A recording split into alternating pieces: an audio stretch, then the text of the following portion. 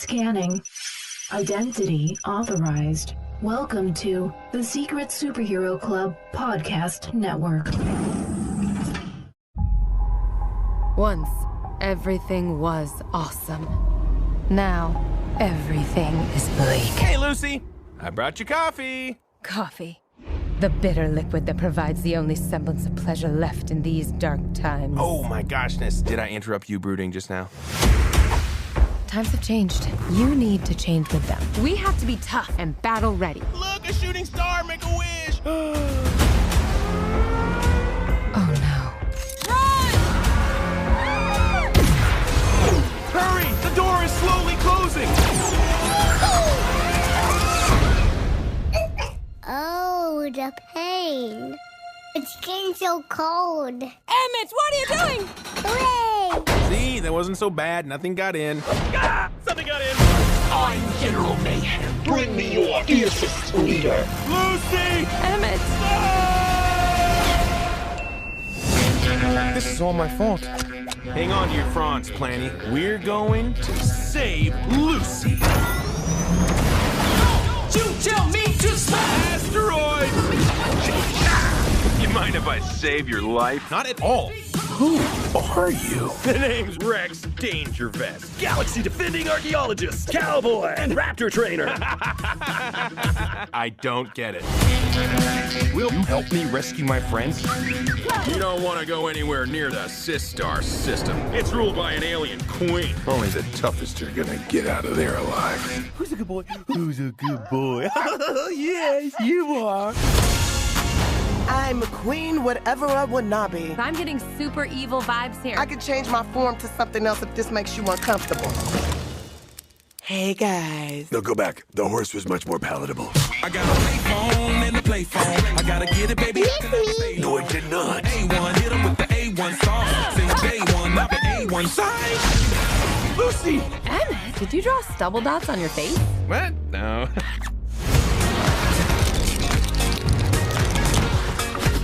Who are you? I'm your worst nightmare. You're me when I'm late to school and I forgot my homework and my pants are made of pudding? No, I don't. But it wasn't him. It was Todd Hansen of the Hansen brothers. I do not know if that is correct. I don't think they have a person named Todd. They're from Oklahoma, right? Hansen? Yes. Like McLeod or something? Yes, and did you know, like, Jane is, like, a giant fan of them? Did you know my friend Tanya is still a fucking giant fan of them? Didn't know that. She went to go see them, like, when they were here, like, a few months ago. Oh, God. Back when they were, like, 40-year-old men? Basically, yes. The youngest one is, like, 29. Yeah.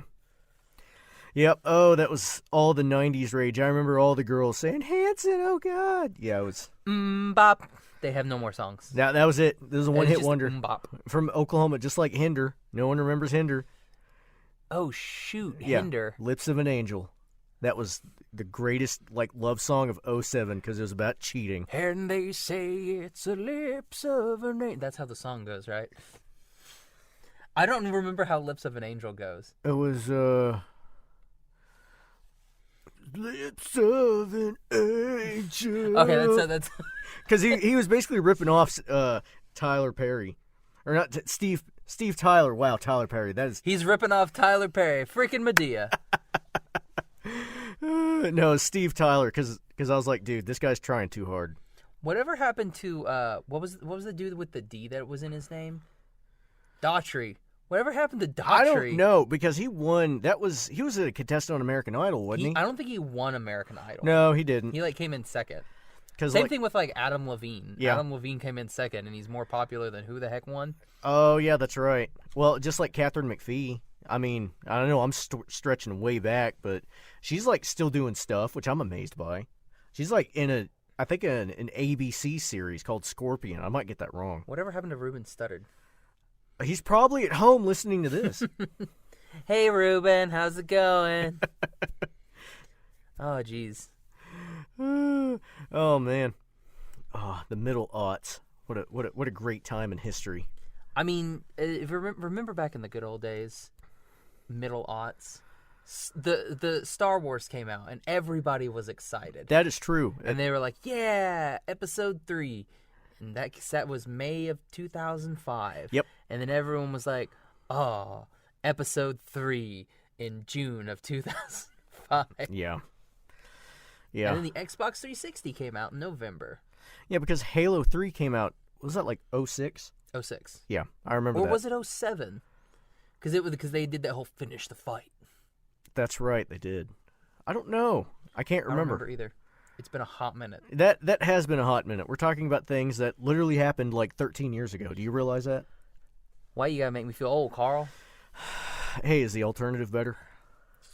To be young and alive and fresh? I was going to say dead, but okay. Oh.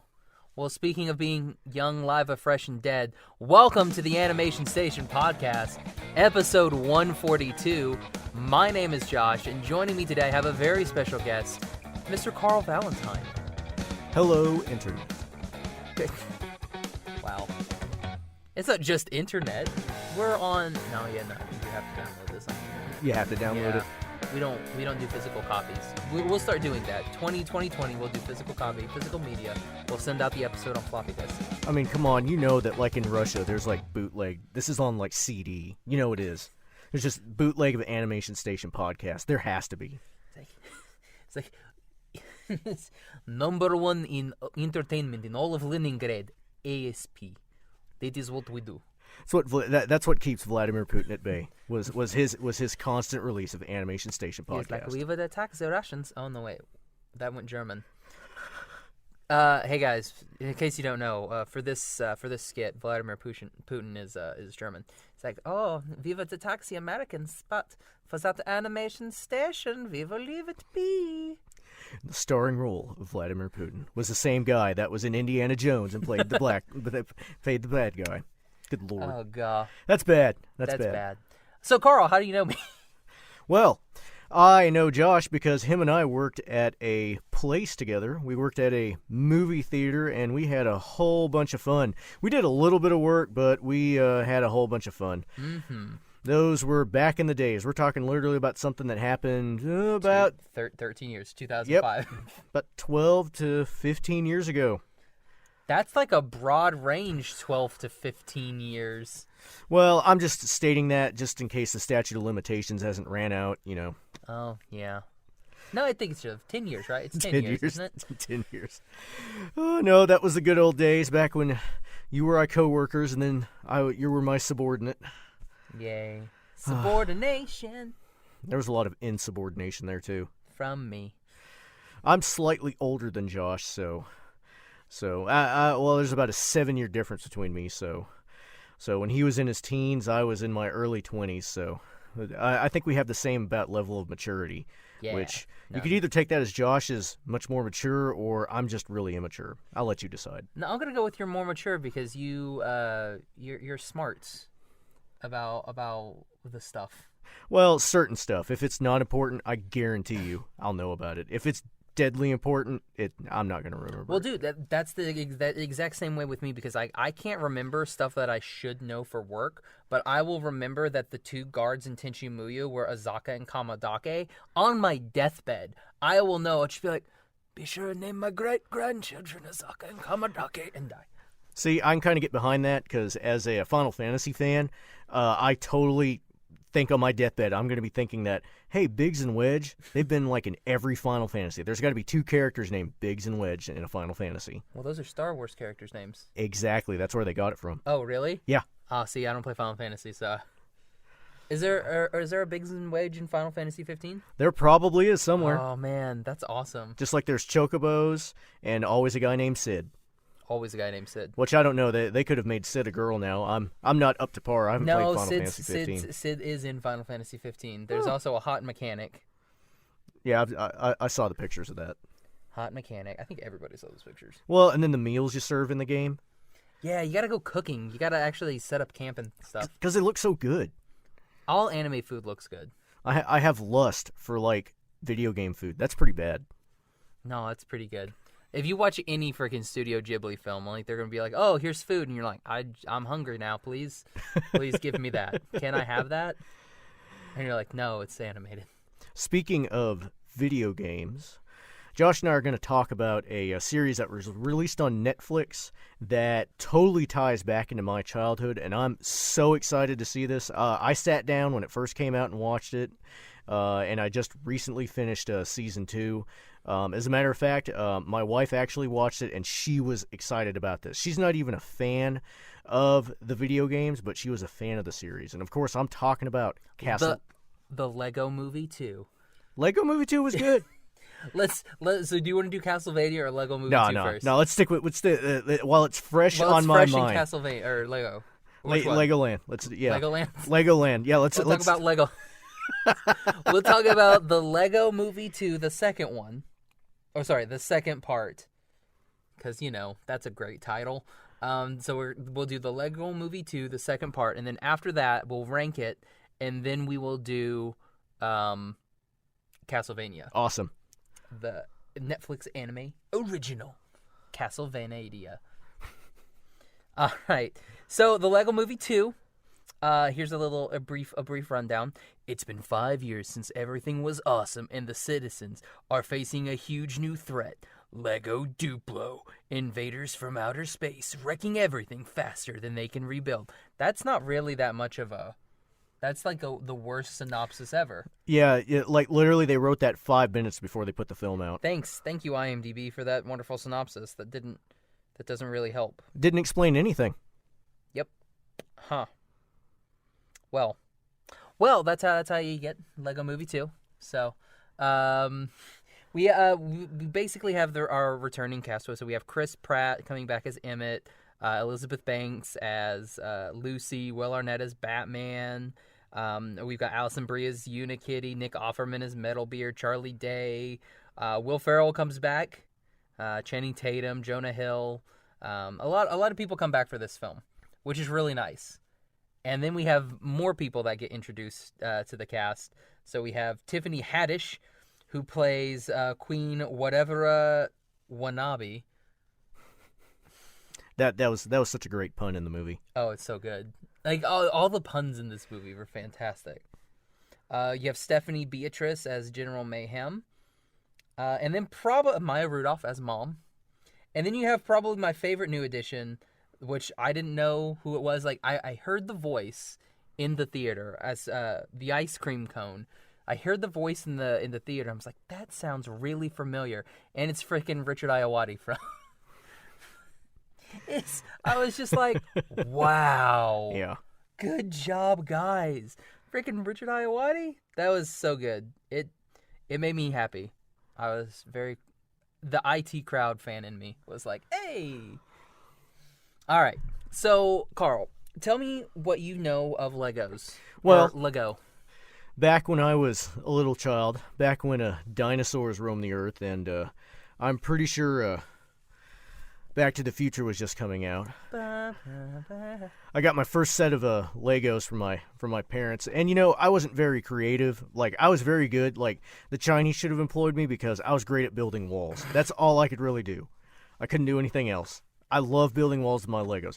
Now, did you use those walls to keep out the little little Mongolians? The little Lego Mongolians out? I didn't have any figures. I just had the blocks.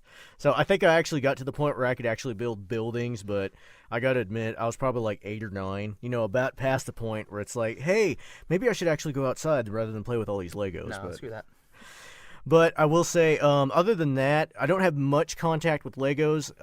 Now, there were a couple Lego video games that came out, like the Lego Star Wars games, which I know has loose ties with Legos because it's basically Star Wars built in Legos. But that series of video games actually helped me appreciate this movie. And just full disclaimer, I did not see the first one. Josh bought my ticket and said, hey, we're going to go do this. And I basically played Follow the Leader and went into it. I had not great expectations for this movie because I don't know anything about it. But I'll wait to give you what I thought about it. But let's just say I was surprised. So like on a scale from Pip to Miss Havisham, where in Great Expectations were you? Don't answer that awful. Yeah, why are we Dickens-ness. bringing up Great Expectations? Because you said I didn't go in with Great Expectations. I was like, Miss Havisham. Miss Havisham. No, it was. It was Miss Havershaw. Was it Shaw or Sham? You were asking the wrong person. Literary stuff is a little bit Pip. above my head. That was some time ago.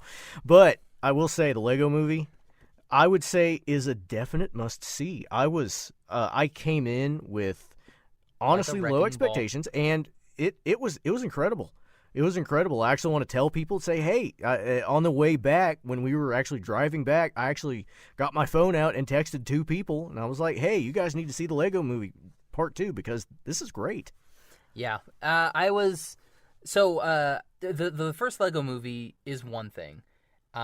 We've done the other 2 big screen Lego movies on the show. So we've done Lego Ninjago and Lego Batman, and honestly, like the way they rank for me, it's like the Lego Movie was like at the bottom of the Lego lists. Like Lego Batman number 1, then Lego Ninjago number 2, and then the Lego Movie. Just because the Lego Batman did not take itself seriously and was full of references. And then Ninjago was kind of the same way. The humor was there and it was really good. And then the Lego Movie, it was good, but it doesn't really hold to subsequent rewatches, where the other 2 did. So that's why I ranked that one pretty low. Oh, okay. But watching this one, the extra references and the extra stuff that they do in this, this may be right underneath Lego Batman for me. Like it was really good. And there's a whole song called Gotham City Guys. Best song in the entire movie. Also, there's a lot of songs in this movie. No, there were. The first one was just like everything is awesome, and that's basically it. This one was like a musical. Yeah, no, this one was a definite musical, and I really enjoyed that part. Now, just like I said, I haven't seen any of the other ones, so I kind of walked into this movie expecting Josh and I worked at a movie theater together, so I kind of expected this as like a filler movie, for a parent's afternoon when they can't stand the kids and they just have to take them some way. So, like here's pretty pictures to enjoy. But this movie, it was filled with so many references in it to other stuff that it was incredible. I want to go see it again, honestly, because I know there are things that I didn't catch. Yeah, there's tons of references. Like just in the ones with Chris Pratt, there's like he's an archaeologist, space adventurer, raptor tamer. Yeah, and you're like, yep, those are all Chris Pratt Chris Pratt roles, except maybe Indiana Jones, which may or may not be coming. So.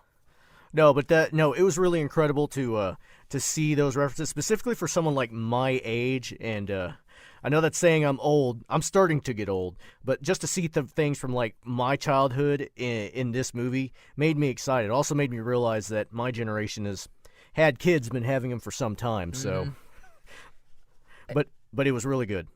It takes this whole bit of. I mean, and we saw it. This is January 26th, so there was a special. It's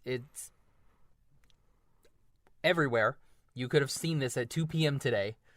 It was across the nation. You could watch the Lego Movie early. So Carl, it's a C for you. Absolutely. It's a C for me, and now we're gonna do a little bit of spoilers. So spoilers in 3, 2, 1. I don't know why I snapped there, but I just spiked the audio when I didn't mean to. So this whole movie is basically based on time travel, which I thought was a really cool aspect. Yeah, it definitely was. I liked how they kind of didn't go into it. They didn't have to lay down a grand unified theory of why time travel just works. They just mentioned it and then they just went with it. And honestly, I loved that because a lot of movies today, everyone needs everything definitely explained. I mean, this is a Lego movie. It's designed to be fun. This is a kids movie. We don't need to have somebody sitting down just writing down everything about time travel. I'm going to say that. Someone's probably going to send me something later saying, Well, I like what they said too. Is time travel's complicated, and that's all they did. They were just it's complicated.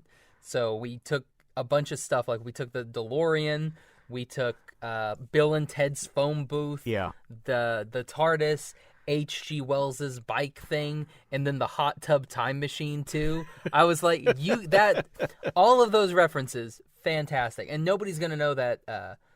Back to the Future. He even does the Back to the Future disappear thing, and you're like, that's fantastic. Yeah. Even the flux capacitor shows up. I'm Back to the Futuring. And I mean, we're talking about something that, wow, is that almost 40 years old? Back to the Future of 1985. Man, 34 years. Yeah. It's a long time ago. But I love that about this movie because it was not only entertaining for the kids and just stop for a minute because there's going to be a spoiler alert. You're going to have kids in the theater with this one. You're definitely going to have kids. And Josh and I saw plenty of kids. I was telling Carl, like, that was the worst. Like, the worst part about doing an animation podcast is that animated movies are primarily for children, and you have to deal with children in the theater. And that's the worst, because children in theater are completely different than children at home. Because children at home, they can kind of be like, oh, okay, I'm going to go grab a drink, and then they're going to sit back down. They have to sit in one spot in the theater for like an hour and a half to 2 hours and not move. And that is very difficult for a child. That is very true. But I will say I did have fun going out and seeing kids just because they were so excited for this movie. As a matter of fact, when the credits were rolling, we had actually adults that were making references and children to the previous movie as well, which I haven't seen it, but it makes me want to go out and rent it, honestly. Mm-hmm. It was really, really good. And there was that little kid that was dancing during the credits and everything like that. They brought the Lonely Island back to do, because they did Everything Is Awesome, so brought them back to do another song for the credits. And like, watch the credits. Well, and that was awesome to me too, because like Lonely Island, SNL, I was like, wow, how can they bring this up in a kids movie? Because anything on SNL is generally not safe for a kids movie, but they did a wonderful job. I don't know, that Natalie Raps one where Natalie Portman comes in and she raps. No, that is please Damn, don't. Natalie, you are crazy. That's a Rick roll right there. No one go look that up right now. No, go look it up. It's amazing. Our kids, our children listeners are over the age of, I don't know, like 10. They can know that Natalie Portman bleeps things. It's all bleeped, mostly. Most of it. It's mostly bleeped. Most of it. There's probably an uncensored version. Oh, there is out an there. uncensored version. That sounds about right. Because if I was SNL, I'd be like, yeah, we'll release the digital one. I mean, since it's a digital short, we'll release the unedited one on YouTube. Yeah, that Have makes at sense. It, everybody. That makes sense. And they did, and you were like, thank you, SNL. What I liked about this movie specifically is like it was so meta. Like there were so many references to something else, and the plot itself is fairly simple. I will say the plot itself, if you think about it, is fairly simple, but everything that was thrown in with it, this honestly felt like just a giant ice cream sundae because it had everything in it, and I really like that about this movie. It throws you a misdirect. Like, they're setting up a misdirect, which is not a misdirect, and I loved it. They're just like, oh yeah, no, we're not evil. We're even going to sing a song showing that we're not evil. And you're like, yeah, no, they're totally evil. But I'm sitting there and I'm like, they're not evil. It's like, they're not evil, but everything that they're doing is slightly evil-ish. But it turns out not to be. It's all good. It's just one big misdirect, and I freaking love that. You're right about that. I think I became a 5-year-old again because I was immediately suspicious just because of the song. It's like, oh, they're evil. They're completely evil. And in the end, it's like we literally sang a song that said that we weren't evil. Be like, that sounded evil. Like, yeah, we're bad at communicating. And it's like, yeah, I get you. Because the whole thing is like the sister just wants to play with the brother. Yeah, exactly. That's what the whole entire thing is. And to me, that was honestly the saddest aspect of it, of that dynamic, because like this Lego movie, outside of this story, it's basically just a sister who wanted to play with her brother. Yeah. And that's we had that in the first movie, so spoilers for the first Lego movie. So we had that in the first movie, but you don't really see that until like the last maybe 5-10 minutes of the movie. And then you're like, oh, snippety snaps. here's everything. Oh, okay. But in this one, they're just like, nope, we start off with it, and then we just keep going and keep going and keep going.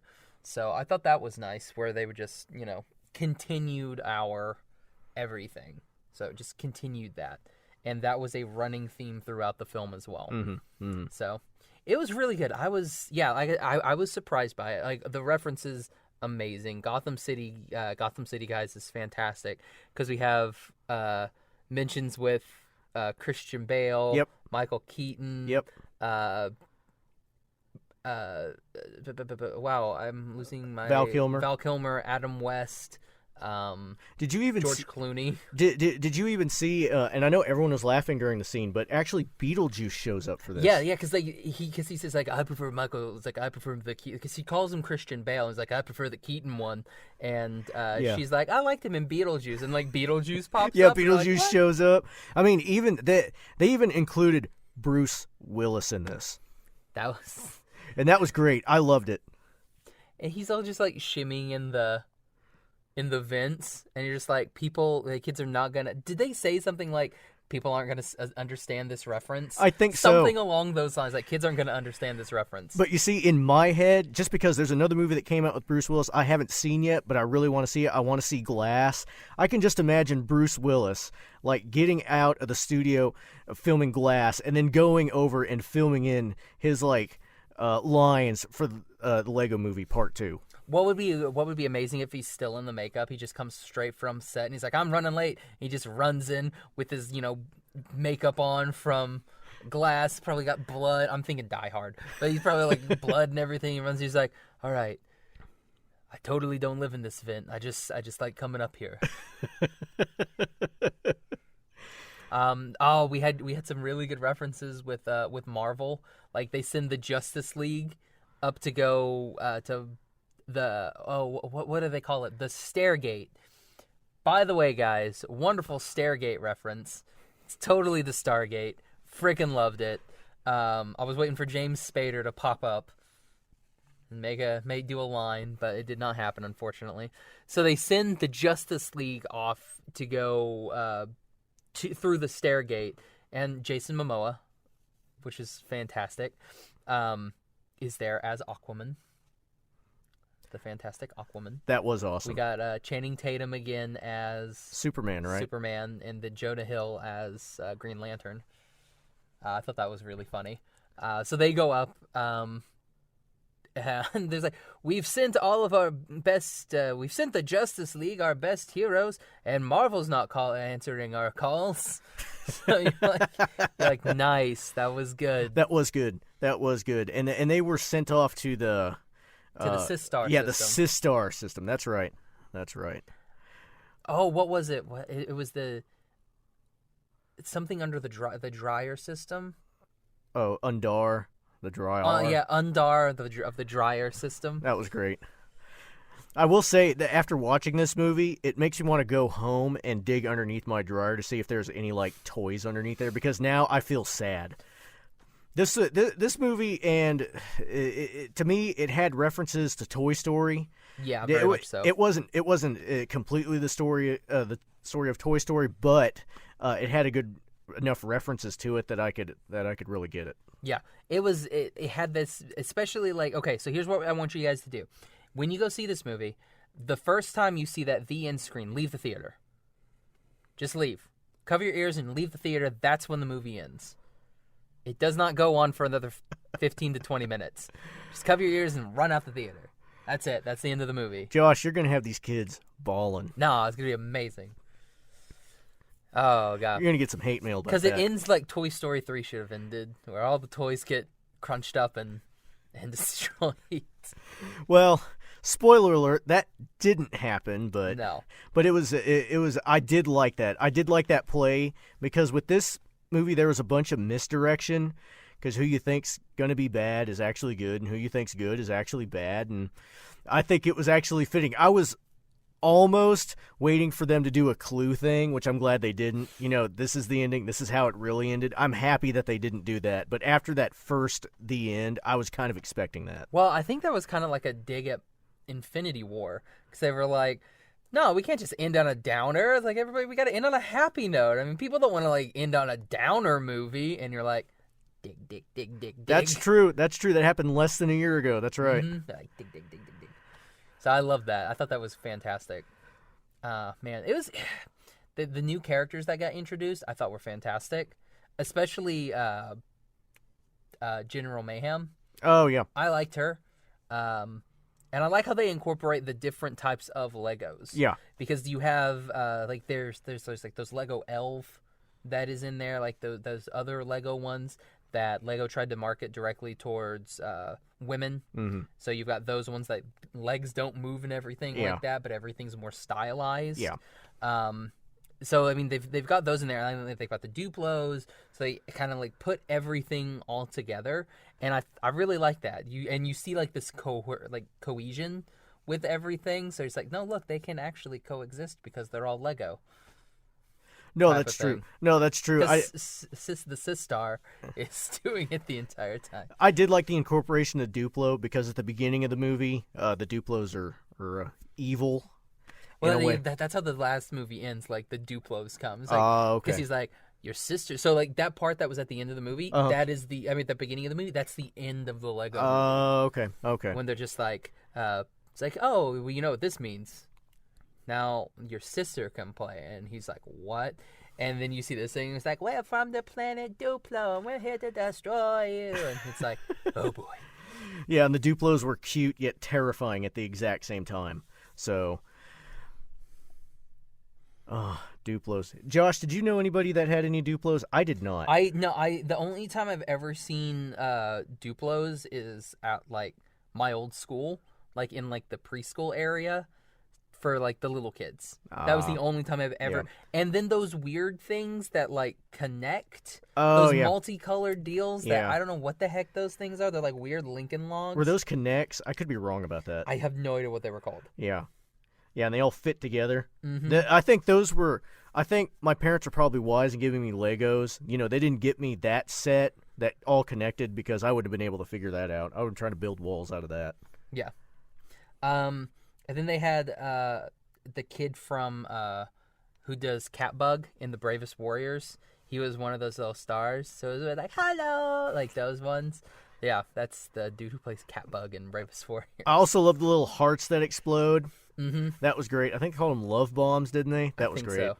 That was cute because they're hello, and then they just blow up and cause mass destruction.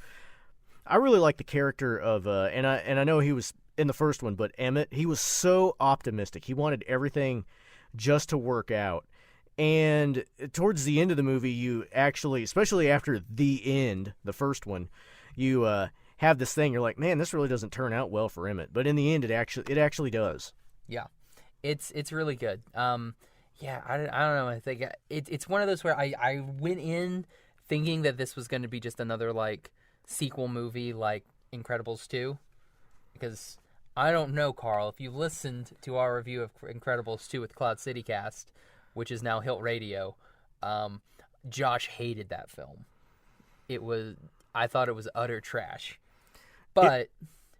It was definitely not the first Incredibles. No. You could not replicate that. I mean, that was Pixar. Wasn't that Pixar right before they folded into Disney? Or it was either right before or right after. Yeah. Because they had done A Bug's Life, and they had Toy Story and A Bug's Life. And it was and Toy Story 2 by the time Incredibles came out. Mm-hmm. I believe. Gavin, if you're listening, let me know. Yeah, because, and I mean, that was just the first Incredibles movie. That's one you can pick up right now, and you can show your kids, and they'll love it, and you'll love it too. Second one, that was. I don't know what they tried to do there, but I don't know. It just didn't click for me. It was just oof. They tried to take Mr. Incredible, and he became Mr. Mom. Yeah. And then that's exactly what they did to him. Shout out to Michael Keaton again. And then Elastigirl was bringing home the bacon. Yeah. It was weird. I don't know. It didn't resonate with me. I mean, and this is someone who didn't like The Incredibles. I just thought it was like, I mean, we've seen superhero movies, and you just did another one. And yeah, it's animated, but so what? It's incredibly boring.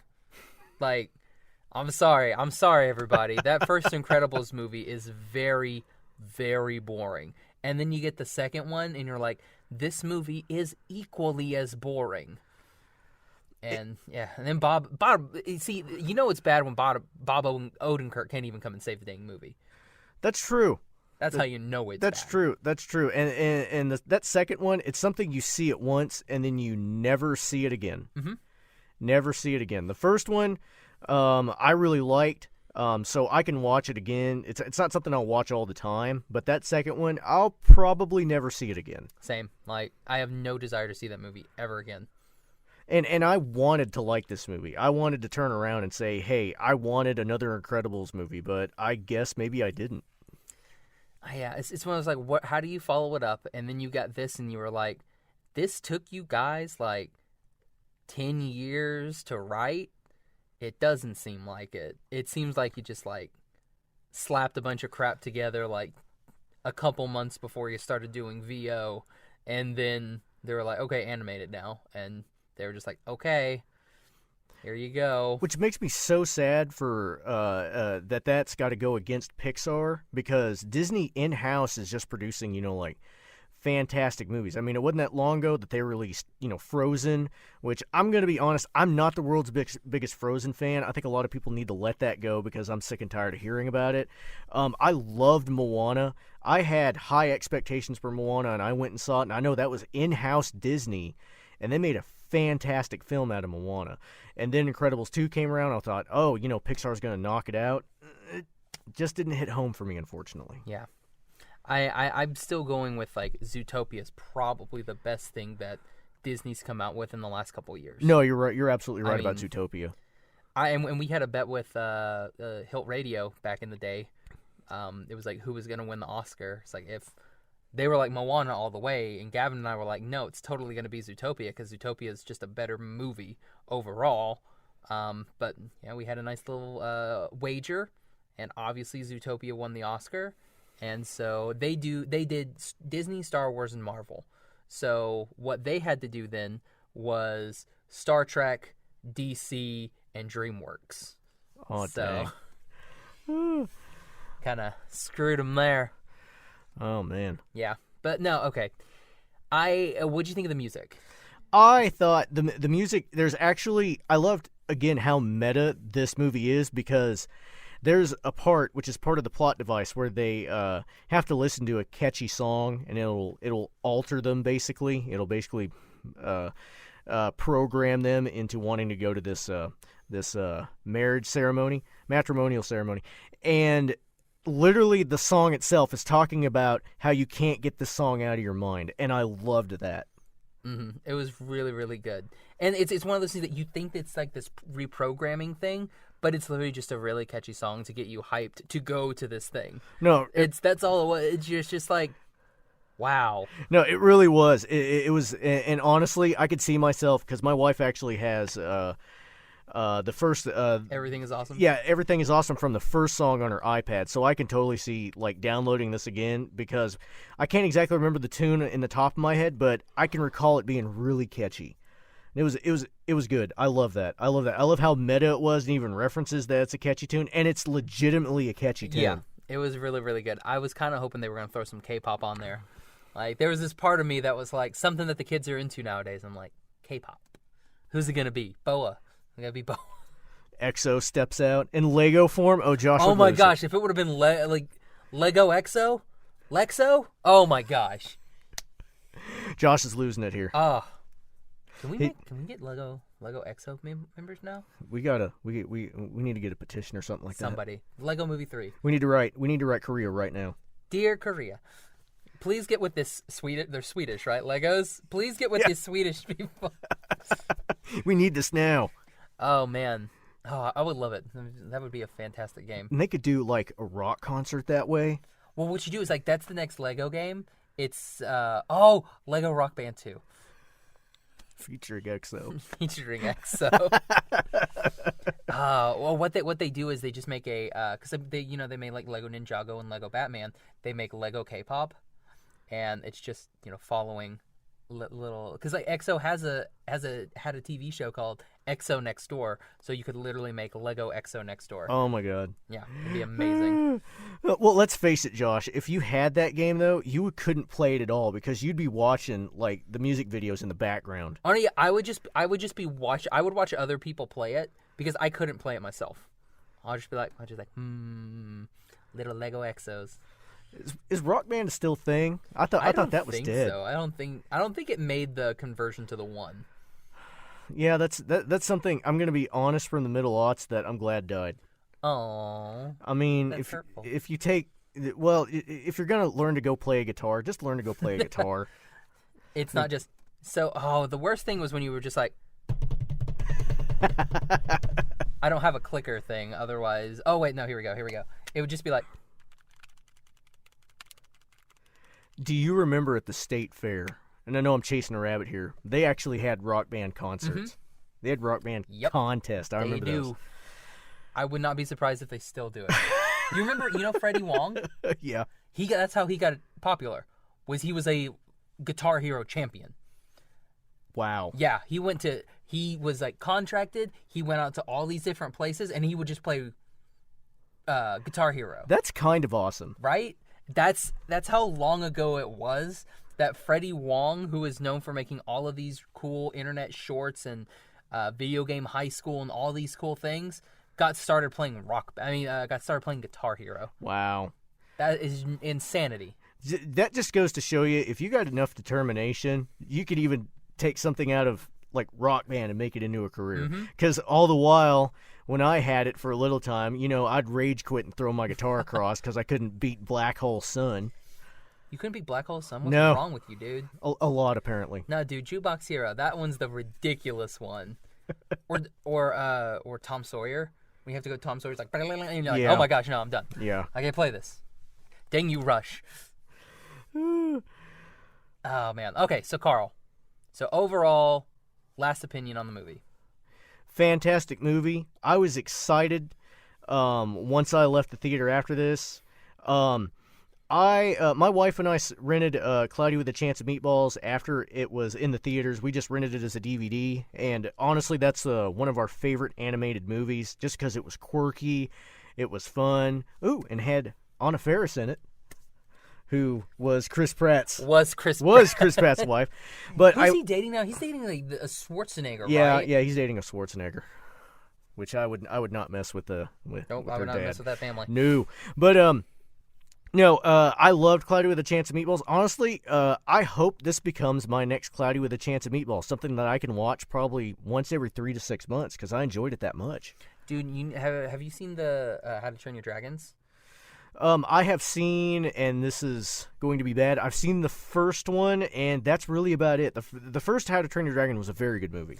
Watch the second one, and just you can see the quality change from the first to the second. It's ridiculous. Like, I went on a thing where I was like, I'm going to watch the first one because it was on Netflix, I think. Mm-hmm. And so I watched it and I was like, dang, I forgot how good that movie was. Mm-hmm. I want to watch the second one now because I hadn't seen the second one. This was probably about maybe like 3 or 4 months ago. And I was like, I want to see the second one. And so I went and I rented it and I was like, holy crap, it's 1,000 times better. Like, the first one is really, really good. But then when you watch that second one, you're like, wow, the hair, just the hair, man. It's like, Lord have mercy. They went crazy game with this. And now the new one's coming out in a couple weeks. And I'm just like, heck yeah, I am stoked for a new How to Train Your Dragon. Well, it's weird how to think how graphics have just improved in the past like 4 or 5 years, or really animation graphics. Because if you watch Frozen right now, you're going to be meh. But when that came out, that blew our minds. Yeah. Well, it's weird because like you say that, but then you watch Incredibles, and then you watch Incredibles 2, and it's almost the exact same. Yeah. Yeah. There was no progression. No. Which I don't know if that was just, and who knows? There probably was, and they just stylized it to look like the original. But I sit there and I was watching it and I was like, you guys could have done so much stuff. You could leaps and bounds over what you could have done, and then this was the result we got. So okay, no more Incredibles. No more Incredibles 2. No, yeah, let's bury that in the sand. Yeah, let's ET that out in the what was that? The Mojave? Where was that at? Was that in New Mexico? Like in the desert in New Mexico. Oh, yeah, they're burying all those E.T. cartridges. Yeah, let's bury it next to E.T. Actually, let's dig E.T. up, put Incredibles 2 down there, and then put E.T. down below. Well, and what, Josh, with that, just like that beginning of, was it Finding Dory? The little short for that for Sandpiper, I could not believe that was like an animation. Right, dude, that to Sandpiper looked amazing. That was incredible. I was blown away. Mm-hmm. And then, well, I mean, Finding Dory wasn't that bad too, but it also looked exactly like. Yeah, I don't know. Maybe that's a Pixar thing. Honestly, think for Finding Dory, I could actually see them holding back on it just so it matches Finding Nemo. I don't think they should do that. I don't think they should do that anymore. And that's what I'm afraid Toy Story 4 is going to be. Yeah. I'm afraid it's going to look just like it. Just like 3. And I'm just like, no, just do something, do better. Look at Disney. Disney's like always innovating. I mean, it's the same company now, but at the same time, it's just innovate. Be better. Keep moving forward, as Walt Disney used to say. Wow, it's the most Disney praise you're ever going to get from me. Not to chase a rabbit here, but we were talking a little bit about Zootopia. Did you know that Shanghai Disney is actually planning to make a park or a little section of a park out of Zootopia? Yeah, they're going to do Zootopia Land, and I'm like, I would rather go to Zootopia Land than Star Wars Land. Like, I 100 times would rather go to Zootopia Land than Star Wars Land. And the little concept art they released from it, they got little kids who are wearing. If you go to ever Disney World or Disneyland, there's those Mickey Mouse ears or the Minnie Mouse ears you can buy. Yeah, they got the Judy Hopps. I saw one kid had the zebra. One had horns like a ram. I'm really excited for that. It almost makes me want to actually get tickets and fly out to the Shanghai Disney whenever that opens, because that looks incredible. I hope we get something like that stateside, because I think that could do really well here in the United States, specifically like at Disney World with like a Animal Kingdom. I could totally see them integrating I could see them popping in an Animal Kingdom. Yeah. It would be amazing. Yeah. Take out Avatar, even though they just spent all that money on Avatar, but.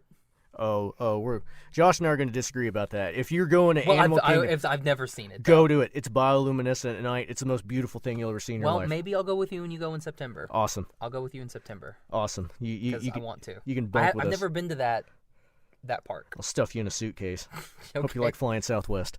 Yes, I do. I'm totally fine. Like, because here's the thing. Like, when I flew to LA, I spent that extra. It's like only like $10 to get like the priority stuff. So instead of it, doing like the day before you board or like the day of you board, it gives you 3 days before. So you actually just do it 3 days before you board, and so you always get A. Okay. So I think the worst I got was, I think I was A12. That was the worst seating I had, was A12. So like I was like second group on the plane. The first, when I was flying from OKC to Albuquerque, I think I was A2. So there's like one person that got in front of me. So I was like, darn you, I was so close. So you like sitting in the front of the plane? No, I hate sitting in the front of the plane. Because I always get the back. I always choose the back. Well, because planes don't back into mountains. You've been talking to my wife again, haven't you? I mean, and it's like, and if you lose altitude, where do you go? It drifts downwards. So if anything, you're gonna see the flames coming before and possibly go hands up. True. True. That's very true. Or, if it hits something. I mean, look at the people in Lost. I mean, those people in the back of the plane, they survived a long time. That's true. That's true. I say that. They really didn't. They got eaten by polar bears and, taken by people real quick. Beautimous. Real quick. Another mid-aught series that came out, Lost. Man, Lost was some good stuff, man. You remember, high-def TVs were so new back then? There was a part of Lost you could only see because it was in high def. Yep. It was the shark thing, the big shark that had the Dharma logo on it.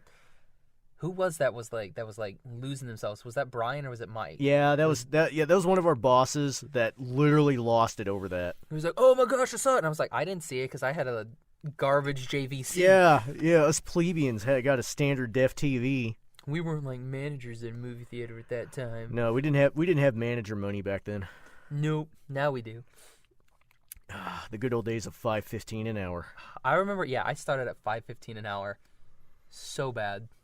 So bad. But getting back to back to Lego Movie 2. So out of 5, so we do 5 thingamawhoppers, as you've heard on the show. Absolutely. So I do Dipper Pines. So I am going to give this. I'm going to give, against my better judgment. I say against my better judgment. No, I'm just kidding. Because like the theater experience that we had was subpar. True. It was a very subpar theater experience. But I'm not going to hold that against it. I'm going to give it 5 Dipper Pines.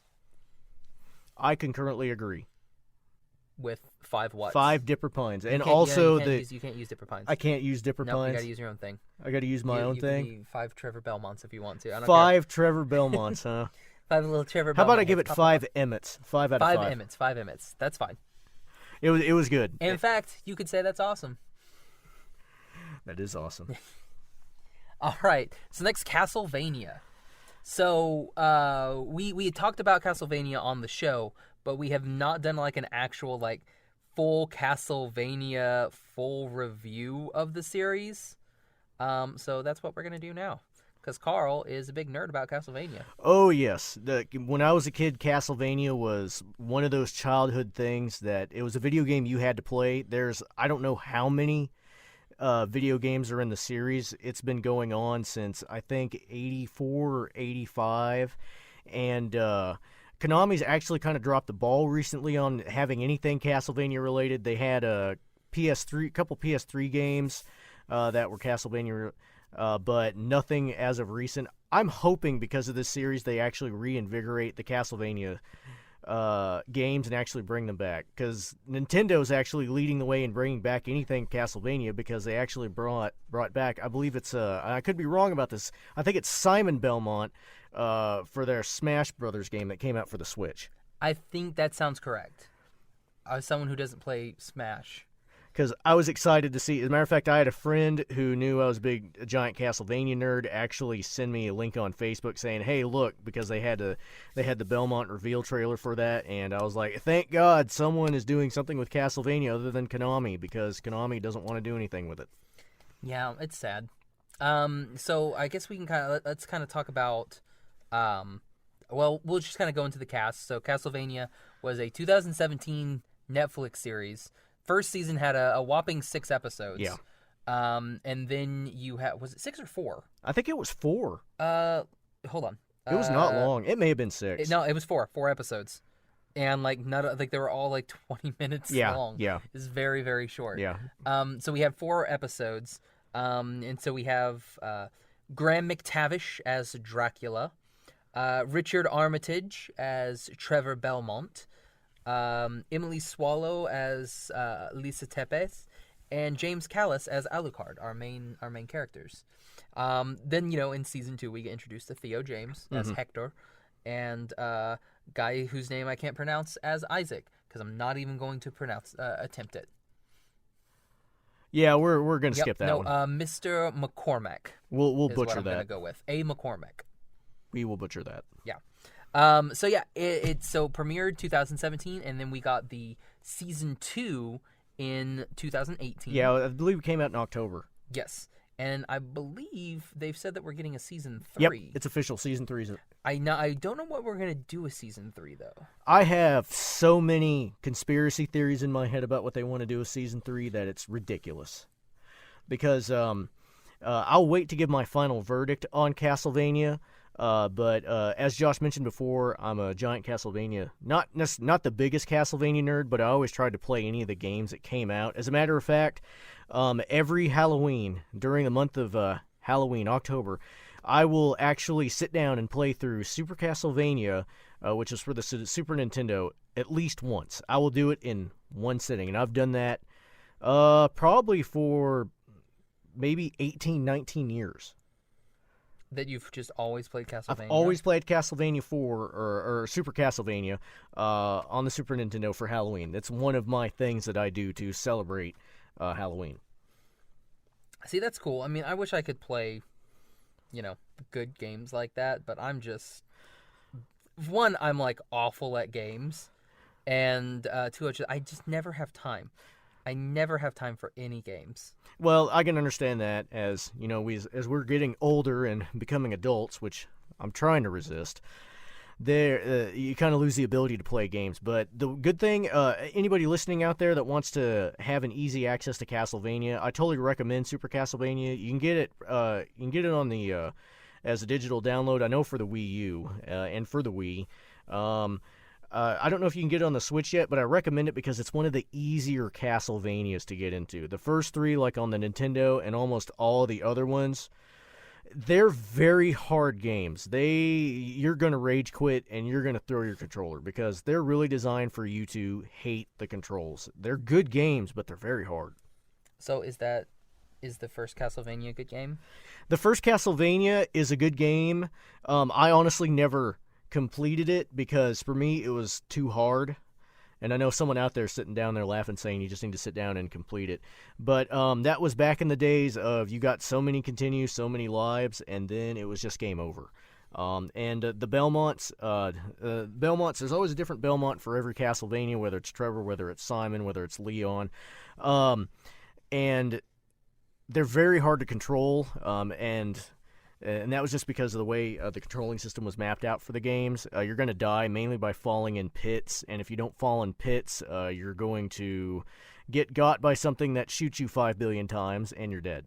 So it's a game that you're going to rage quit a lot. You're gonna be mad until you figure out the pattern, and then you get past it. It's just that standard Nintendo hard game of the 80s. Those are the best. Sorry, I'm on Mondo right now looking at their stuff. They have, you can get Castlevania 3, Dracula's Curse, the original soundtrack, or Castlevania 2, Simon's Quest, or the original Castlevania, or Castlevania Rondo of Blood. I don't know what that is. Rondo of Blood is a game that was not previously released to Western audiences. It was a Japanese-only game. It actually got released to us starting with the, I believe it was the PSP because I got it. It was called the Dracula X. Yeah, Dracula X. And then I was actually able to get that through, if the Wii store is still up, which it may not be, you could download the original, which came up for the TurboGrafx 16. Oh, dang. The Symphony of the Night package looks dope, dude. Symphony of the Night is one of those things in Castlevania. That's when the video games started to become more Metroidvania. As a matter of fact, that's what they call it. Because if you ever played any Metroids, you go through a section and then have to go back because it'll open up something.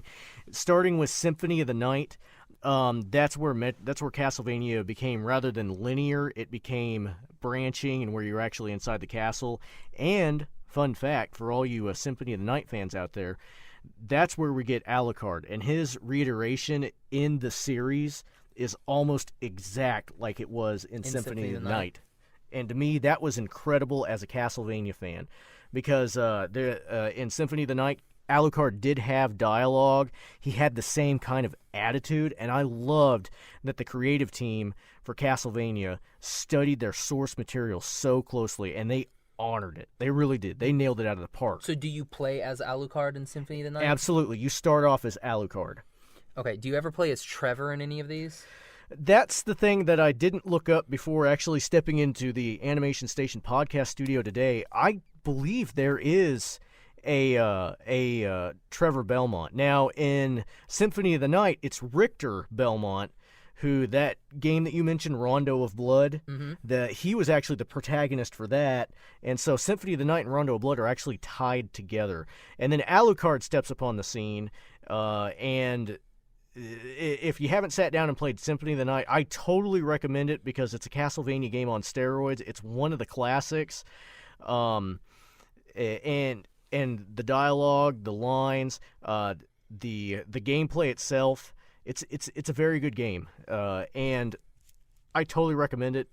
And they did such an awesome character on the series of honoring Alucard. They really did. I mean, he's androgynous, he's blonde, he's kind of got this I don't care attitude. Exact same thing in the game. That fight when he and Trevor fight, when he's like, prove yourself worthy type of thing, fantastic fight scene. It's fantastic. I also love that in reference to Symphony of the Night, Alucard is enclosed in a coffin because anyone who played the games, you know, you go to a when you save your game, he actually gets wrapped up in a coffin, and that's how you save your game. That's awesome. Also from Symphony of the Night, and I know I'm nerding out right now, but like the engine that controlled the castle when it jumped is actually part of the save state as well. Really? Yeah. That's dope. Yeah.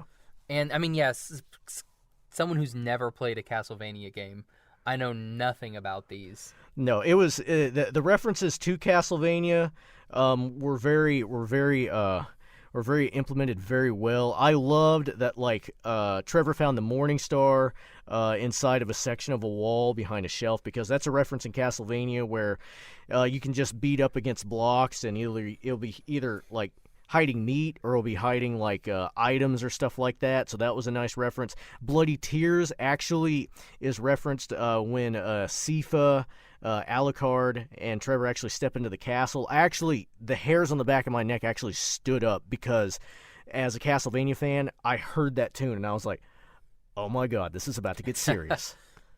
Yeah, and then you have a dope fight. Yeah. So we have the first season. We have and what I loved about the first 4 episodes, like, so season 1 of Castlevania, what I loved about it is Dracula is a very likable and relatable character. Like, from what you see, like, he's just a dude. He was, a vampire, obviously. But then this woman comes in and completely changes him. And then, the church kills her. Yeah. And he just loses it. Yeah. And I'm just like, brah, I get where you were coming from in here. Like, I totally understand why you would want to kill every single person in this town. No, and what I loved about that, I loved the beginning of this because there was no origin story for vampires. No. I loved that part because I didn't need another explanation from almost every other vampire movie that's out there that will have to explain where vampires came from. There was no explanation. They were just vampires. And as a matter of fact, if you look at the generals that were in part of Dracula's War Council, they were all different sections from parts of history. Mm-hmm. Like Godbrand was a Viking. He had one that was that looked Arabic. Yep. I really, really liked that aspect, that there was no explanation for vampires. They were just there. Yeah, it was really, really cool. It's just like, oh no, yeah, vampires have always been. That's just the way it is. We all know. Vampires and demons, they exist. Because they didn't explain whether Dracula was the first vampire or whether he was just the most powerful vampire. And honestly, it didn't make a difference in the series to really bring it up. But still, it was nice to see that. Not everything needs an origin story. And I say that today where almost everything has an origin story. Yeah. This is an incredibly violent and gruesome and gory series. This is not safe for work. This is not safe for kids. This is incredibly gory. Just like Josh was saying, this is Game of Thrones animated almost to that point. Yeah. Like, the only thing it doesn't have the language, and it doesn't have the nudity. Everything else, they got it. Yeah, no, you're right. There's no nudity in this. But yeah, it was very it's very gory. It's very violent. And I also like that because there's these two thoughts out about vampires. They either need to be elegant, like the Anne Rice, like Brad Pitt Interview with a Vampire type of vampire, or like the 30 Days of Night vampire, which are just these bloodthirsty creatures that just rip into you. And honestly, in this series, they were a combination of both. Because they had this vampire aristocracy, but that doesn't prevent them from going out and just slaughtering an entire village. And I really like that. I really like that. So yeah, so it started, and yeah, so the church kills his wife, and he gives him 1 year, and then he's gonna come and kill them all. Yeah. And they have a celebration on the day that they killed her. Mm-hmm. And Jackie is like, nope, I gave you a chance, and then they all die. Yeah. Kills everybody. And then Trevor is out there doing his thing. Yep, being drunk, like you do. Because they've been completely, like, cast aside.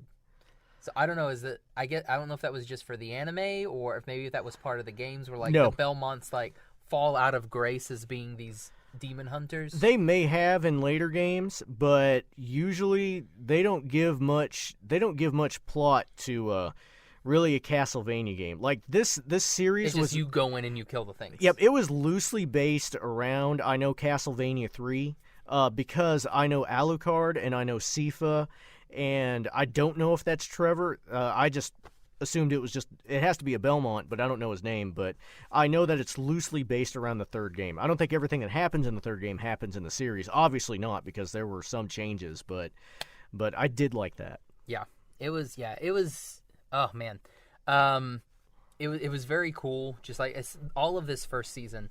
So then Trevor goes out after he beats the crap out of some people, and then gets the crap beat out of him, and he just goes to this town. And he wanders into these speakers who, it's weird, like the church hates them. Yeah, God hates the speakers. Because what was the reasoning? Because like the old man says it, elder. I think it's because, and I could be wrong about this, but isn't it because like they just have hidden knowledge that would have been hidden from the church? I'm guessing that's what it was.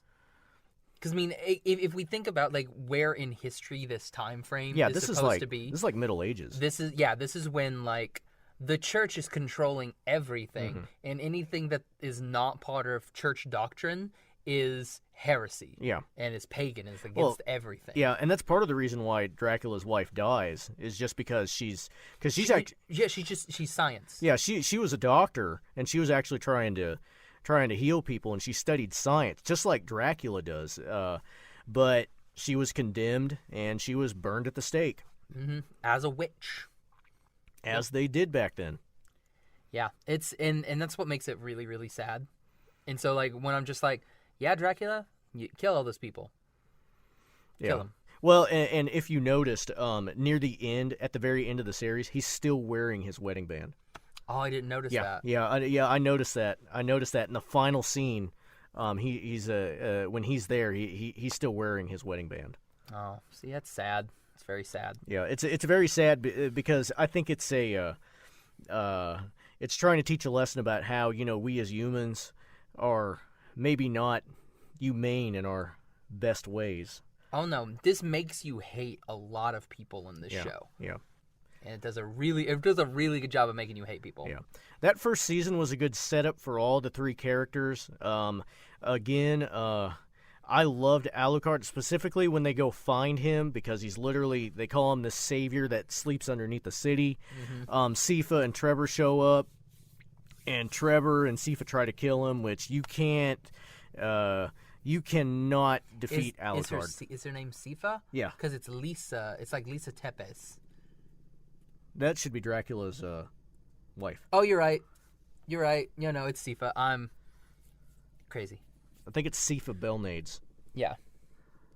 But Alucard shows up again. Another part where I didn't know too much about the series before starting it, other than hey, it's a Castlevania series. And so when Alucard shows up, I did not expect that. The hairs actually stood up on the back of my neck when I saw Alucard too, because he was exactly like he was in Symphony of the Night. I loved how Trevor in this, because he's a drunk, he was a trash talker. I love that part. I love the weediness between him and Alucard because they kind of had this frenemy relationship. Oh my gosh, it's so good. Like their back and forth, their banter and everything is fantastic. Oh man, I love Trevor's like initial design too. Like whenever he's wearing that big, huge, giant fur that he's wearing, I'm like, bro, keep that on all the time. And then he loses it. Yeah. And I'm just like, oh, man, what a waste. Keep that fur. Like, go back and get it. I know you're fighting a Cyclops, but still. I really liked Trevor in the first season. The second season, he kind of declined for me as a character. But in that first season, he was a drunk. He was witty. He's a Belmont. And so because of those things, he was the standout character for me, other than the surprise character of Alucard in season 1. Yeah. Like, I really thought that, what's her name again? Sypha. I really liked like that dynamic, because like the moment that I saw them, and he's just like, yeah, and I'm just like, yep, shipping it. It's like, it's gonna happen. Like, it's like, duh. That's what happens. Well, we know. And also like how the series, like how season 2 ends with them not. Let's real quick before we go into season 2. So what would you rank season 1? Season 1, I would say 8 out of 10. We only go 5s. Okay, let me divide that in half. I'm gonna do 4.5 out of 5. I would give it. Yeah, I would. God, I don't know. It's tough. I may give it a 5 out of 5 because I really liked that first season, and there were parts of the second season for me, unfortunately. Spoilers. It's not going to get 5 out of 5 because there were parts of that second season I think drag for me, whereas season 1 I was like ready for the next episode. I will agree with you that the action and the pacing of it in the first season is much better than the second season, because the second season just has a bunch of dialogue and kind of backstory to it. Because there's a couple of those episodes you watch and you're just like, okay, come on, get to the point. Yeah, it was. I can understand Josh's rating for season 1.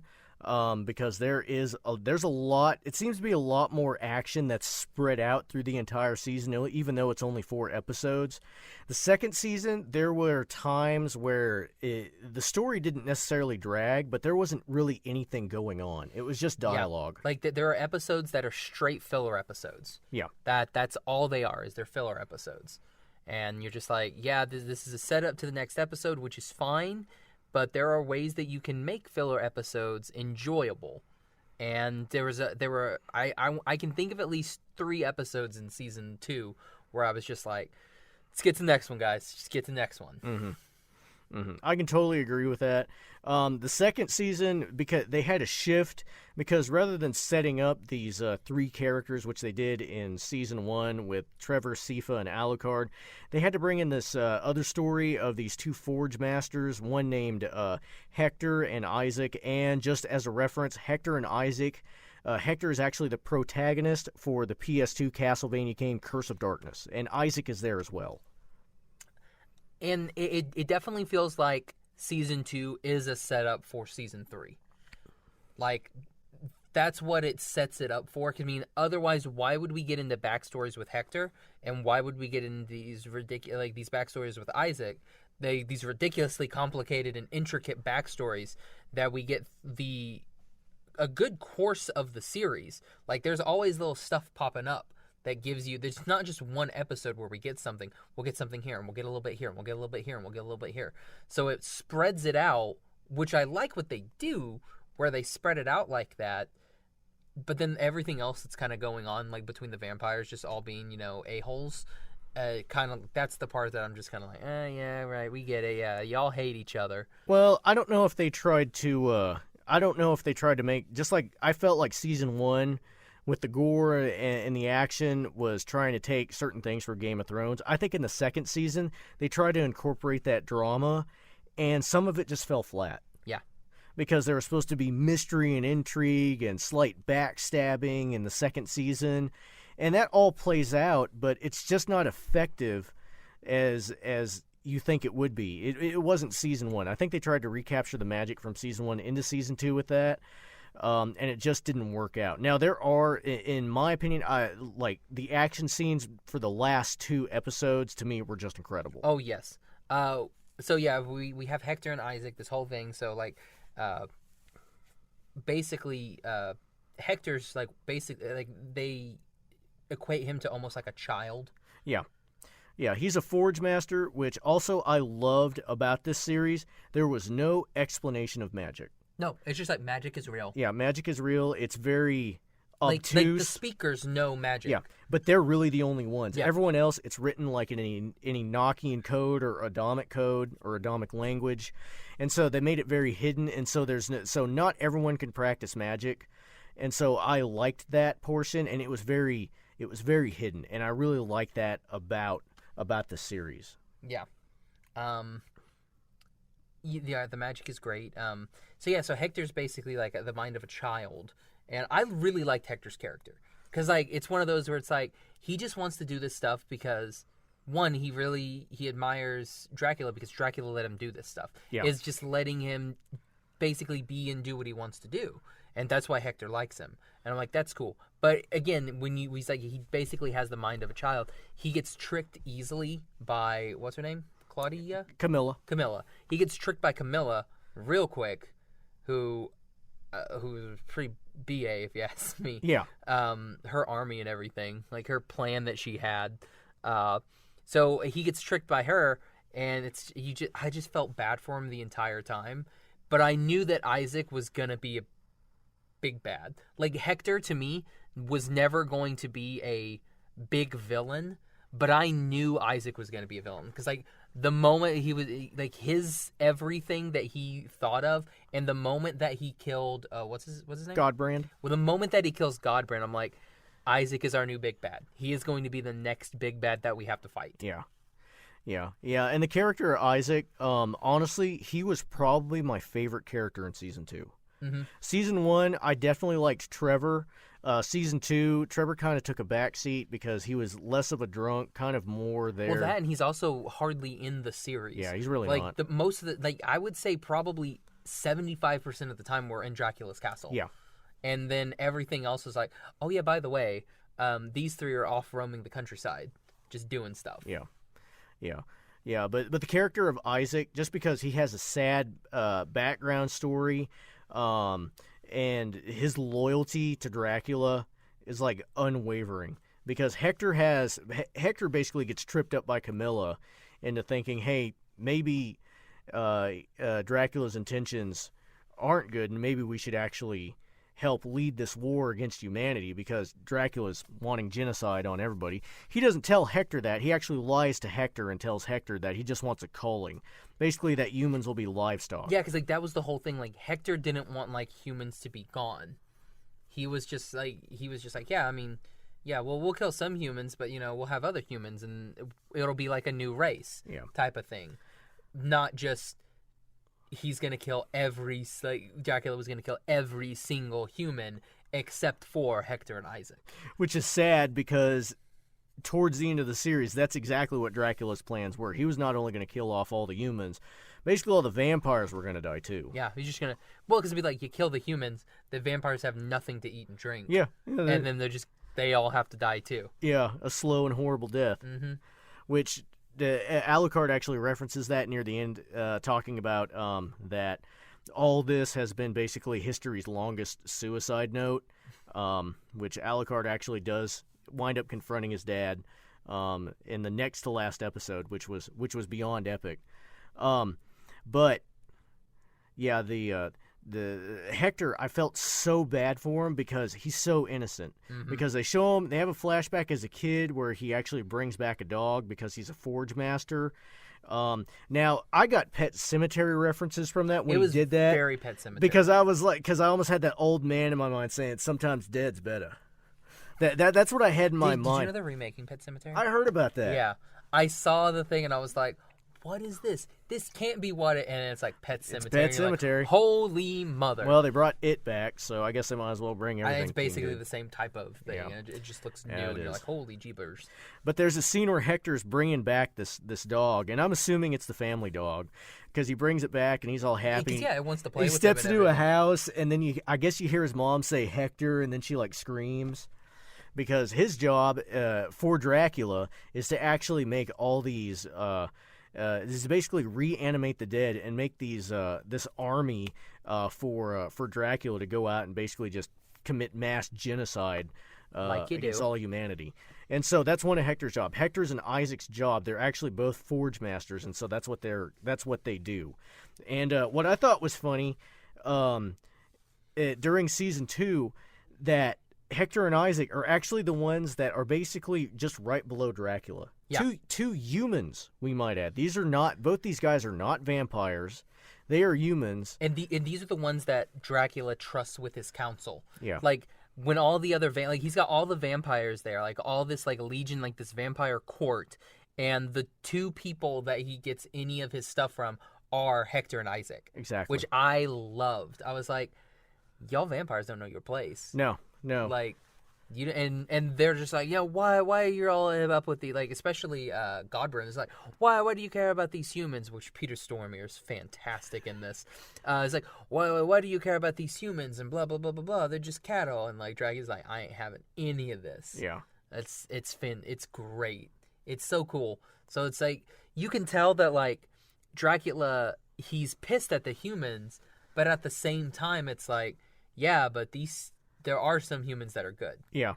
Well, and I loved how, even though because when you play the video games, it's Dracula, you just kill him, he's evil, good's good, bad's bad, there's white and there's black and there's no in between.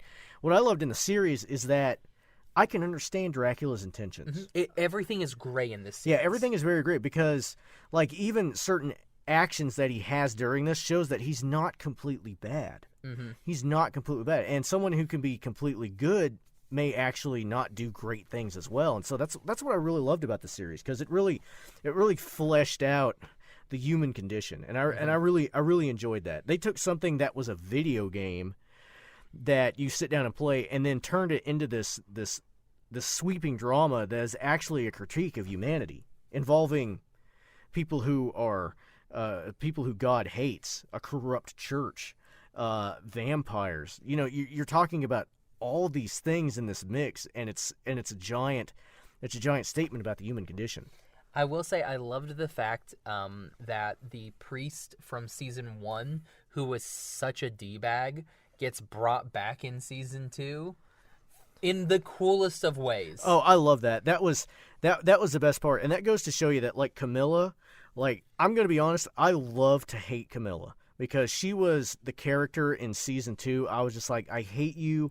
I hope you literally get staked in the heart and die. Oh no, you want it to, but at the same time, you're like, I want you to die, but I want your plan to work. Yeah. You know, it's like, I want to see how far this can go until it breaks bad. And I'm ready for it to break bad, because I know it will. But at the same time, I want it to go as far as it possibly can. It's one of those, like, I don't want it to be nipped in the bud real quick. I want you to go basically to the end. And then, like, second to last episode, then I want you to go. Yeah. And, like, the fact that she gets Hector, and, like, the plan is a fantastic plan. No, it really is. It's like, when he stops, we're going to stop at this river, and then I'm going to have all my people here at this, like, all my vampire army here, her vampire army, by the way, looks dope as hell. Yeah, I wouldn't mess with them. Like, they look super cool. So we're going to have all of our vampire people over here, and then there's a bridge. And I'm going to send this reincarnated priest out, and he's going to do this thing, and he's going to die in basically blessing this river and making it holy water, and then destroying this bridge. Yeah. So all of this vampire army falls on this bridge and dies. It's fan-frickin-tastic. No, it was epic. And my favorite, honestly, part of that, because things get a little bit go haywire with it. Sifa actually learns how to be able to control the castle, and she actually spawns it in the middle of the river. So there's this part where, like, just like on the first level of this castle, there's this giant flood of water, and all these vampires just perish. Yeah, it's so cool. It's like everybody's like, oh, we got to run now. And then they're just dead.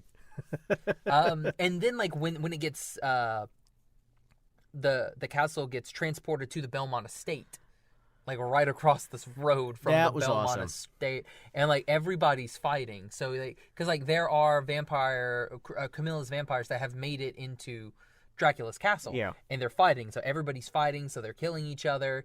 And then the Belmonts show up. Yeah. So like Sifa and Alucard and Trevor walk in the door, and that's when it plays your song. Yeah, it plays Bloody Tears, and I love that because that's actually when Trevor actually had this click moment for me in season 2, where it's like, hey, I'm a Belmont. Because before then, he was basically arguing with Alucard.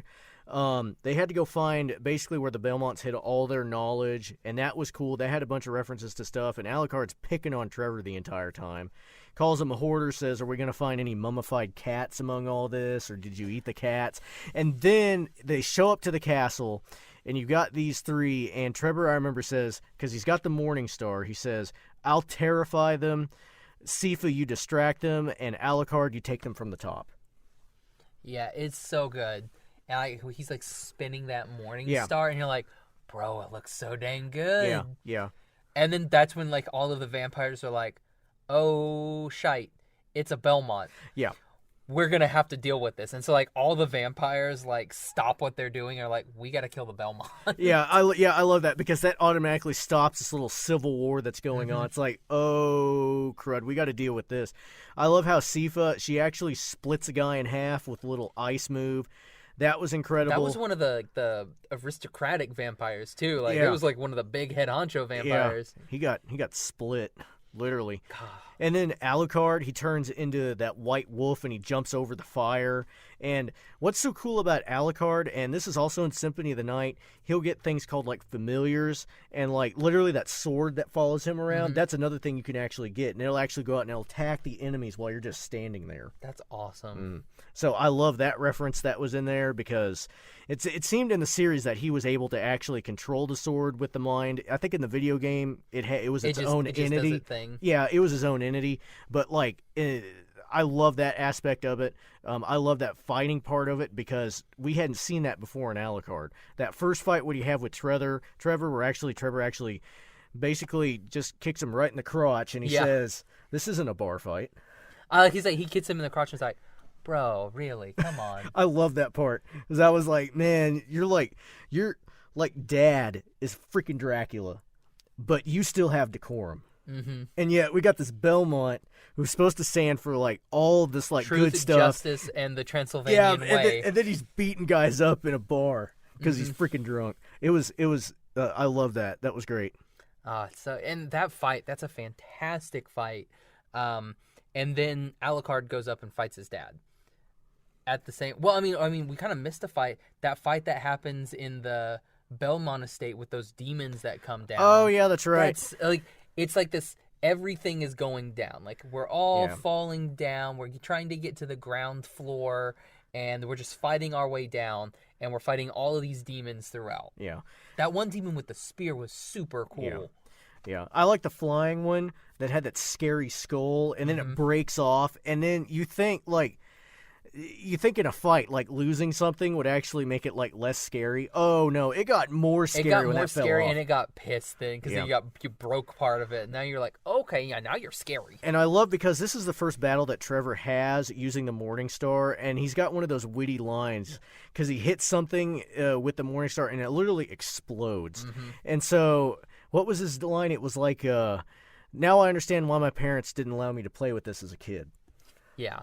It's just like, yeah, you could have destroyed the family maid, you know? It's like, hey, Rita, catch. And you're like, oh, oops.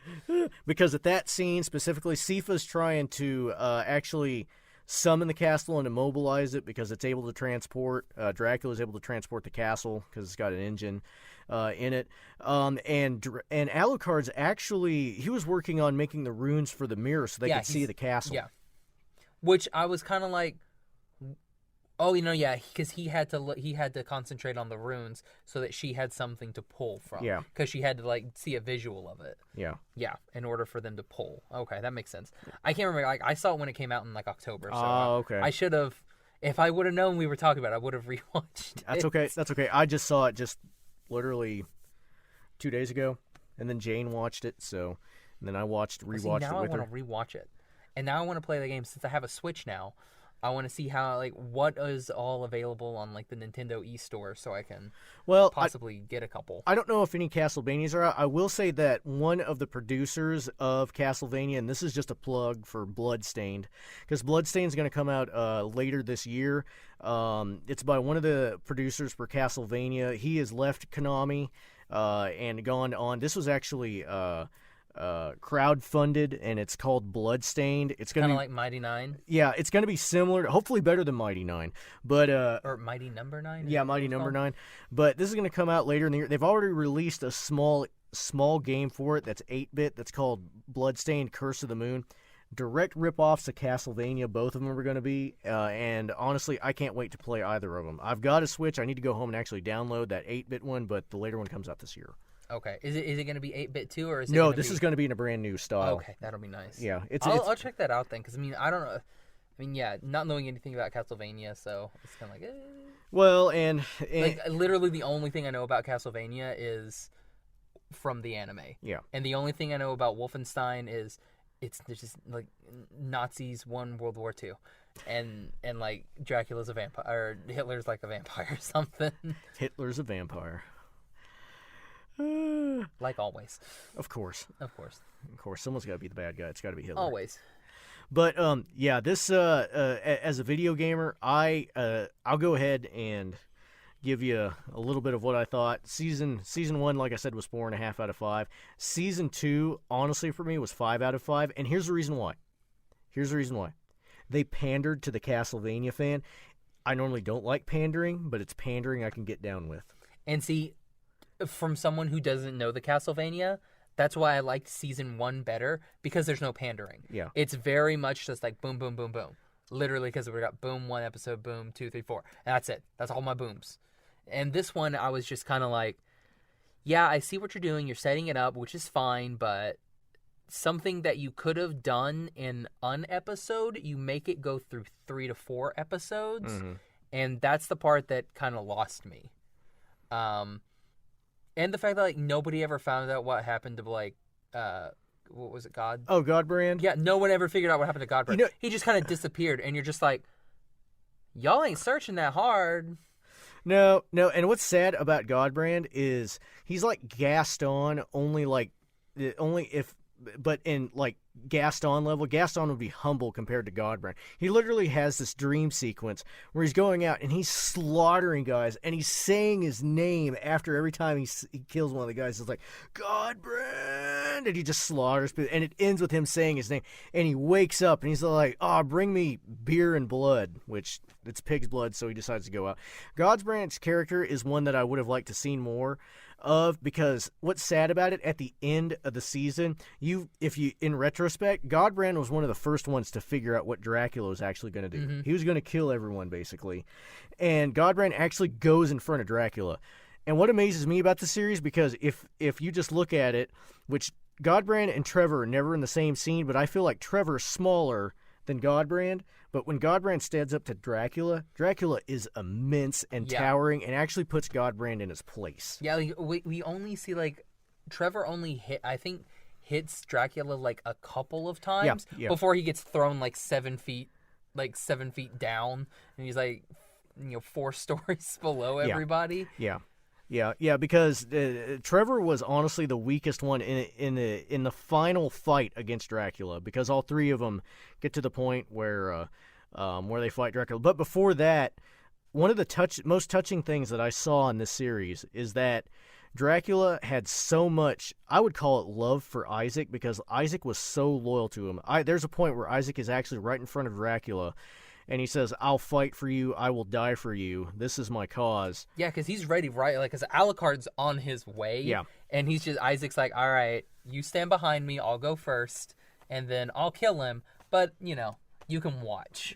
Yeah, and there's no way. I mean, Isaac's very powerful. He was able to take out Godbrand with this little auto-flagellation whip pretty quickly. So Isaac's pretty strong. Honestly, I don't think he would have been able to take Alucard. I really don't. Oh, no, he wouldn't have, but he was going to try. That was the thing. He was going to try. And Dracula was like, bruh. Took him and threw him in the desert. Yeah. Dracula actually just opens a mirror portal and throws him. He actually saves his life in that, and I was really touched by that. Yeah, and that goes to show me that was part of it. Of like, Dracula's not completely bad. Oh yeah, no. Well, and the fact that like you talked about it before we recorded, it's like he gives up. He lets Alucard kill him. Yeah. Near the end, when the fight's going on, and by the way, that was an epic fight between Alucard and Dracula. Any of you watching it, that part where he summons that giant ball of lava and flame, that is actually a reference to the games, because that happens in certain games at the end scene where you're fighting Dracula. And the fact that Alucard, Sifa, and Trevor were able to repel, to push it back. If you notice that Dracula's only holding up one hand to manifest that giant ball, but all 3 of them are giving them her all might. Mm-hmm. And they're actually pushing in on it. Alucard's actually using his sword to press in on it, and that ball just kind of collapses a little bit. Then it flies all the way back. And after that, we had this epic like battle between Alucard and Dracula. Honestly, for a second there, because of the way the battle was going on, I figured Dracula was going to kill Alucard. Oh yeah, no, I was fully expecting him to kill Alucard, and then I was like, okay, he's going to kill Alucard, and then Simon's going to come kill him. Yeah. Like Dracula will be like probably mortally wounded, and then then Trevor's going to come and finish him off. Yeah. But yeah, that is not what happened because in the end, Dracula kind of gives up because they actually have this tumble, this fight that goes into Alucard's room, his childhood room, and that's where Dracula kind of gives up. He gives in. Well, because he's I think doesn't he have like Alucard's like his toys and well no like, he has it like doesn't he have like Alucard by the throat? Yeah, he does. And he's about to kill him, and then he looks where he's at, and he's like, oh no, my wife wouldn't want me to kill my son. Yeah.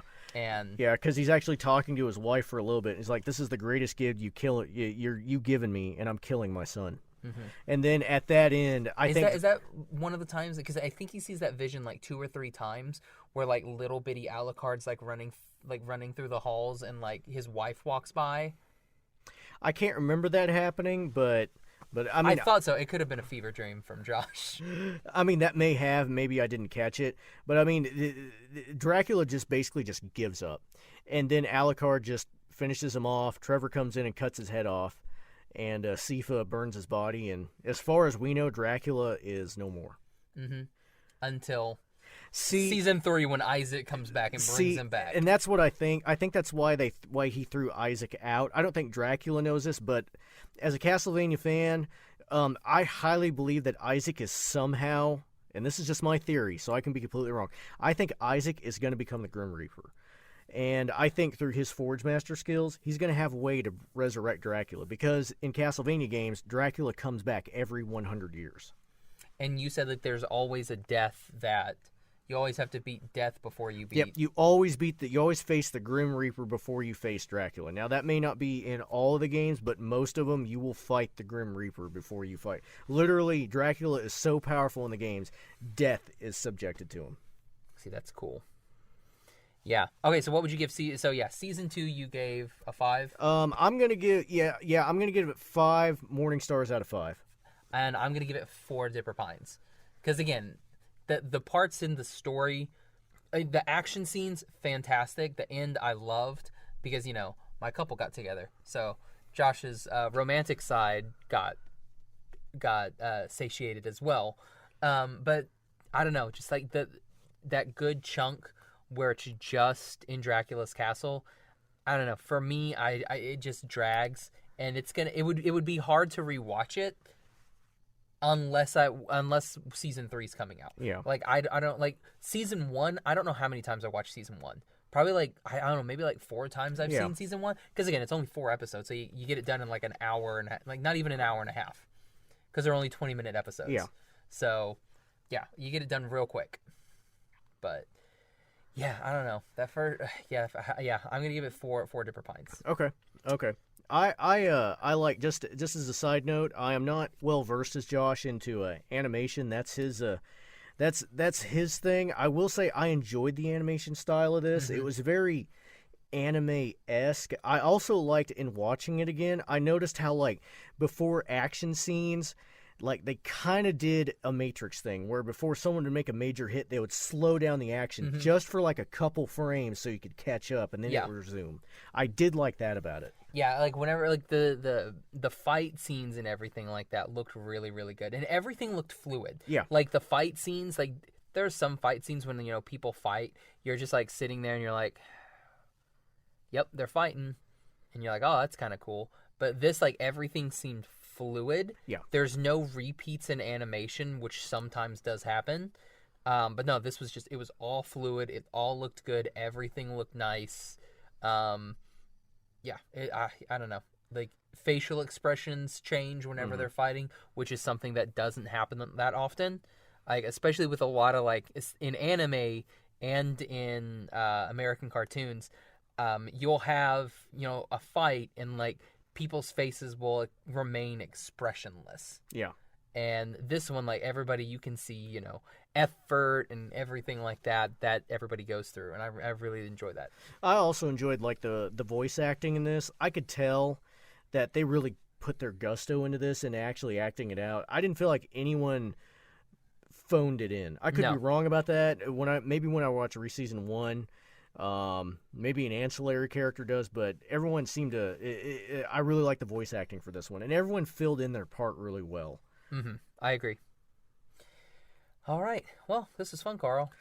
Hey, thanks for having me on, Josh. Oh, no problem. Where can everybody catch up with you social media-wise? Social media-wise, I am mainly on Facebook. It's Carl Valentine.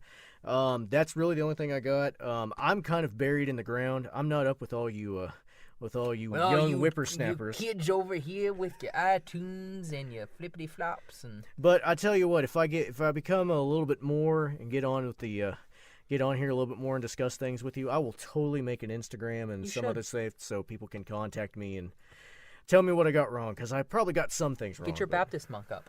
That is, if you ever want to send me an email, it's Baptist Monk, all run on BAPTISTMONK at AOL.com. Shut. Told you I was old. Oh god. It's freaking. Go to Baptist Monk at GeoCities. Now you're digging deep. Geez. Check out my blog at Blogster. What was that other one? Oh, what was there? Oh, jeez. Well, I know there was MySpace, which I think MySpace is still around. We should get a MySpace.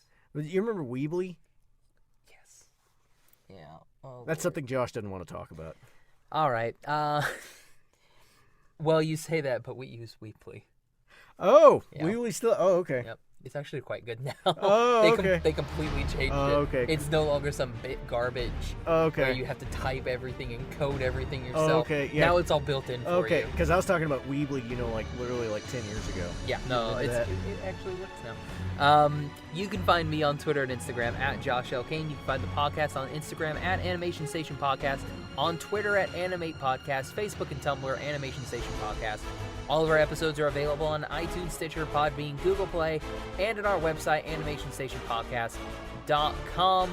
Carl, thanks so much. Thank you, Josh. All right, so for the Animation Station Podcast, I'm Josh. I'm Carl. Bye-bye, little butterfly. See ya.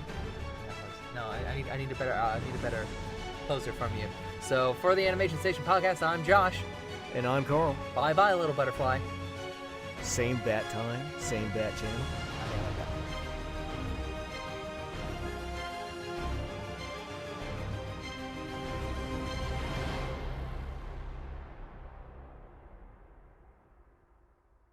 Okay,